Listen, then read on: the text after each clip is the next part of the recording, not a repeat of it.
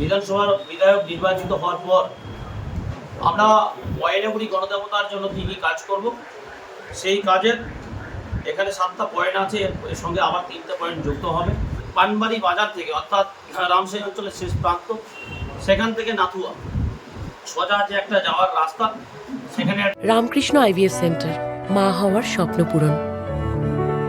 নির্ভরযোগ্য চিকিৎসা এখন আপনারই শহরে, জীবনরেখা হসপিটাল। একটা ব্রিজের খুব প্রয়োজন। এলাকার মানুষের প্রায় 20 কিলোমিটার রাস্তা যাতায়াতের যে শর্ট রাস্তা সেটা সহজ যাতে হয়, তার জন্য সেখানে একটা সেতু নির্মাণ, যে আমাদের ময়নাগুড়ির যে মানুষ আছে তাদের স্বাস্থ্য ব্যবস্থা যেন আরও সুন্দরভাবে তাদের কাছে পৌঁছে দেওয়া যায়, যেমন রক্তচাপ, ব্লাড সুগার পরীক্ষা।